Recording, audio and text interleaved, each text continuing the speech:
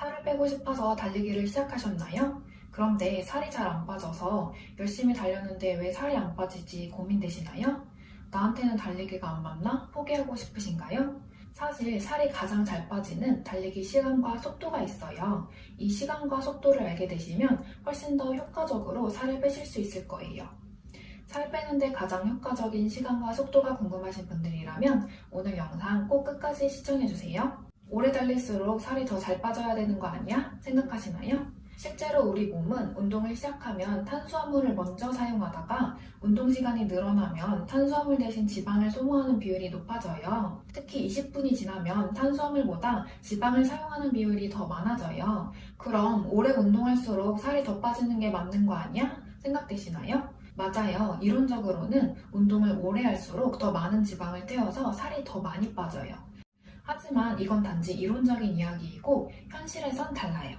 그럼 현실에선 어떨까요? 덴마크 코펜하겐 대학교 연구팀은 과체중인 사람을 두 그룹으로 나눠서 시험을 했어요. A그룹은 하루 30분 동안 운동해서 300칼로리를 쓰게 하고 B그룹은 하루 60분 동안 운동해서 600칼로리를 쓰게 했어요. 결과는 어땠을까요? 당연히 2배 더 많이 운동한 B그룹이 살이 더 많이 빠지지 않았을까요? 결과는 놀랍게도 A그룹이 살이 더 많이 빠졌어요. 13주 후에 A그룹은 평균적으로 3.1kg를 감량했고 B그룹은 평균 2.2kg를 감량했어요. 전문가들은 이 결과가 하루 전체 동안 소비하는 칼로리에서 차이가 났기 때문이라고 분석했어요. A그룹은 적당량 운동을 해서 일상생활에 지장을 받지 않았고 나머지 시간 동안에도 평소처럼 활발하게 보냈어요. 그런데 B그룹은 과도하게 운동을 해서 나머지 시간 동안 최대한 몸을 움직이지 않으려고 했다고 해요. 1시간만 열심히 칼로리 소비를 하고 그보다 훨씬 긴 나머지 시간 동안에는 칼로리를 소비하지 않게 된 거예요. 여러분도 이런 적 있지 않으신가요? 저도 하루 무리해서 달리기를 하고 나면 다음 날에는 몸에 힘이 없어서 느릿느릿 터덜터덜 걸어 다니고 퇴근하고는 누워서 쉬기만 한 적이 있어요. 이렇게 무리해서 운동 시간을 잡으면 일상생활에 영향을 줘서 전체적인 칼로리 소비량은 더 작아지게 돼요. 또 운동할 때 가장 중요한 게 지속 가능성이라고 생각해요. 어떤 운동이든 꾸준히 하면 큰 효과를 볼 수 있는데 장기적으로 유지할 수 없으면 소용이 없잖아요. 저는 목표를 너무 크게 잡으면 선뜻 나가기가 꺼려지고 미루게 되더라고요. 그런데 오늘 딱 30분만 뛰자 이렇게 목표를 가볍게 잡으면 부담 없이 운동을 가게 되더라고요. 그래서 이렇게 운동 시간을 길게 잡으면 꾸준히 지속하는데도 방해가 되는 것 같아요. 그리고 너무 무리해서 운동하면 나 너무 수고했다. 수고했으니까 몸보신 해줘야지. 이런 보상 심리로 과식까지 하게 되는 것 같아요. 그럼 현실적으로는 몇 분 동안 달려야 가장 효과가 좋을까요? 우선 지방을 활발하게 태우는 시점인 30분 이상은 달려야 효과적으로 체지방을 감소할 수 있을 거예요. 그렇지만 나머지 일상생활에는 지장을 주지 않고 내가 꾸준히 지속할 수 있도록 1시간 이내로 달려주세요. 30분 이상 1시간 이내에서 나에게 적절한 시간을 찾자. 살 빼는데 가장 효과적인 달리기 시간, 이제 잘 아셨죠? 오래 달릴수록 살이 더 많이 빠질 거라 생각해서 오래 달리지 못하면 너무 조금밖에 못했다고 자책하는 친구를 본 적이 있어요. 하지만 이런 생각을 할 필요가 없다는 것을 말씀드리고 싶어요. 그런데 매일 2시간씩 달리는 사람들도 봤어. 그 사람들은 살이 엄청 빠지던데? 생각하셨나요? 사실 매일 10km를 달리는 러너분들도 많이 볼 수 있어요. 이분들의 공통점은 무엇일까요? 바로 숙련된 러너들이라는 거예요. 이분들은 차근차근 운동량을 늘려와서 매일 이만큼을 달려도 일상을 보내는데 지장을 받지 않아요. 그러니 여러분도 운동량을 천천히 늘려서 1시간을 달려도 큰 무리가 없으시다면 운동 시간을 더 늘려도 좋겠죠? 그런데 저는 30분 동안은 못 달려요. 사실 5분도 못 뛰어요. 30분 이상은 달려야 효과가 좋다고 하는데 어떡하죠? 이런 분들 있으시죠? 사실 처음에는 30분 달리는 것도 정말 힘들어요. 저도 30분 동안 걷지 않고 달리게 되기까지 몇 달이 걸렸어요. 그런 분들은 우선 30분 동안 달릴 수 있도록 하는 훈련을 우선 시작해 주시면 좋아요. 가장 좋은 방법은 걷기예요. 처음 하시는 분들은 내가 3분 동안 달릴 수 있다고 하면 3분 뛰고 3분 걷고 3분 뛰고 3분 걷고를 반복해 주세요. 이때 달리기는 최대한 천천히 거의 걷는 속도로 달려주세요. 그리고 시간도 30분이 너무 길면 20분 정도만 해주세요. 그리고 점차 달리는 시간을 5분, 10분, 15분, 20분, 25분, 30분 이렇게 천천히 늘려가 주세요. 어느 순간 30분 동안 걷지 않고 달릴 수 있게 되실 거예요. 다음으로 속도는 어느 정도로 달려야 살이 가장 잘 빠질까요?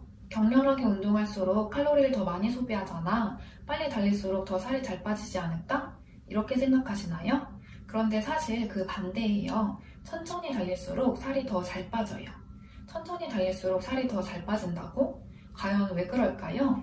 우리 몸은 저강도로 운동을 할 때와 고강도로 운동을 할 때 사용하는 에너지원이 달라요. 우리 몸은 운동 강도가 낮을수록 지방을 사용하는 비율이 높고 강도가 높을수록 탄수화물을 사용하는 비율이 높아요. 그래서 살을 빼시려면 천천히 저강도로 달려주셔야 해요. 천천히 달려라, 저강도로 달려라 라고 하는데 구체적으로 어떤 속도를 말하는 걸까요? 어떤 속도로 달려야 살 빼는데 가장 효율적일까요? 가장 효과적인 속도는 최대 심박수의 65%로 달릴 때 지방을 가장 많이 태워요. 65%로 달릴 때 지방 사용 비율이 가장 많고 그 이상의 강도로 운동하면 탄수화물을 더 많이 사용하게 돼요. 그래서 최대 심박수의 65%인 심박수로 달려주세요. 최대 심박수의 65%는 몇일까요? 이건 연령에 따라 달라지는데요. 여러분 각자에게 맞는 심박수를 알아볼게요. 이 표에서 여러분 나이에 맞는 심박수를 찾아보세요. 찾으셨나요? 여러분은 몇으로 뛰어야 하시나요? 저는 30살이어서 114에서 133에 맞춰서 뛰어줄게요. 그러면 내 심박수를 어떻게 확인할 수 있을까요? 가장 베스트는 스마트워치로 확인하는 거예요. 워치가 있으면 궁금할 때마다 그때그때 내 심박수를 확인할 수 있겠죠? 그런데 스마트워치가 없으면 어떡할까요? 애플워치, 갤럭시워치, 밋밴드, 가민 많은 분들이 워치 하나씩은 가지고 계시죠? 그런데 사실 저는 워치가 없어요. 가지고 싶지만 가격을 보고는 선뜻 사지 못하고 항상 살까 말까 고민하는 중이에요. 저처럼 워치가 없는 사람들도 심박수를 확인할 수 있을까요? 몇 가지 방법이 있어요. 먼저 유산소를 하다가 멈춰서서 목에 손을 갖다 대고 10초 동안 심박수를 세보세요. 그리고 거기에 곱하기 6을 해보세요. 그것이 여러분의 현재 심박수예요. 또 러닝머신에서 달리신다면 러닝머신 손잡이에 심박계가 있을 수 있어요. 이렇게 손잡이를 잡으면 심박수가 측정된답니다. 이런 방법들이 번거롭다 느껴지시나요? 그렇다면 단순하게 내가 느끼기에 여유로운 속도, 대화가 가능한 속도로 달려주세요. 지금같이 스마트워치나 계산법이 없던 시절에 지방을 주 에너지원으로 사용하는 달리기 방법을 연구해오던 보디빌더 마이크 매처는 말을 하기 힘들 정도의 강도는 당을 주 에너지원으로 하는 운동 방법이기 때문에 여유로운 속도, 대화가 가능한 속도로 달려라 라고 가르치고는 했어요. 이제 심박수를 체크하는 방법 잘 알게 되셨죠? 달리시다가 심박수를 체크해서 심박수가 너무 높게 나오고 있다면 속도를 낮춰서 더 낮은 강도로 달려주세요. 이제 달리기로 살을 빼려면 얼마 동안 어떤 속도로 달려야 하는지 알게 되셨죠? 30분에서 1시간 사이에서 나에게 적당한 시간 동안 목표 심박수의 65%의 속도로 체중 감량을 꿈꾸신다면 여러분도 이런 시간과 속도로 달려보세요. 여유로운 마음으로 달리기를 즐거운 취미로 삼아보세요. 달리기를 좋아하는 사람, 꾸준히 달리는 사람이 되어보세요. 이렇게 한 달, 두 달, 1년 후면 멋지고 건강한 몸을 가진 여러분을 발견하게 되실 거예요. 그런데 추가적으로 그럼 일주일에 며칠을 달려야 좋을까 궁금하시나요? 초보자분들은 운동을 하고 나면 근육이 회복되는데 3일 정도가 걸린다고 해요. 이 기간 동안 충분히 휴식을 해줘야 근육이 성장할 수 있고 부상 위험 없이 운동을 효과적으로 할 수 있어요. 그래서 처음이시라면 3일 간격을 두고 일주일에 2회 달리기를 해보세요. 운동에 익숙해지시면 근육이 더 빠르게 회복된다고 해요. 그래서 익숙해지셨다면 점차 빈도를 늘려주세요. 마지막으로 식단은 어떻게 해야 될까요? 내가 이렇게 꾸준히 달리는데 식단 관리까지 해야 해? 식단까지는 안 해도 살이 빠지지 않을까? 이렇게 생각하시나요?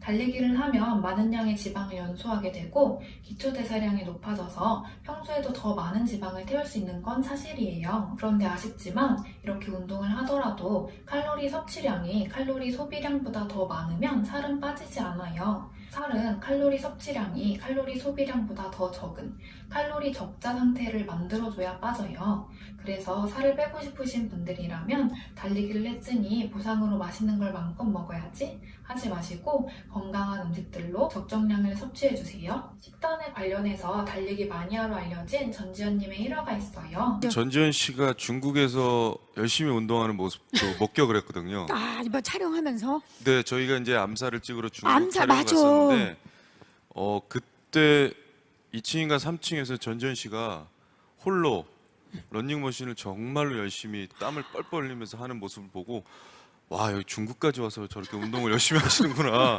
해외까지 나갔는데도. 근데 사실 전지현 씨 운동 목격담은 여기저기에서 굉장히 이슈가 되고 있는데, 저 아는 분도 분명히 들어갈 때 전지현 씨가 운동을 하고 계셨대요.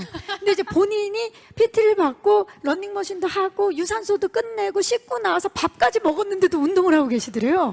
맛있는 걸 많이 먹으려고 운동을 시작하게 됐습니다. 그래서 뭐 지금도 그걸 유지하기 위해서 맛있게 많이 먹고 운동도 열심히 하고. 맛있는 음식을 먹는 걸 정말 좋아하시는 분이라면 전지현님처럼 운동량을 엄청나게 늘려줘야 멋진 몸매를 유지할 수 있다는 사실, 슬프지만 기억해주세요. 이번 영상이 좋으셨다면 좋아요와 구독, 알림 설정까지 부탁드리고요. 함께 즐겁게 운동해 나갈 수 있도록 앞으로도 열심히 운동하는 모습 보여드릴게요.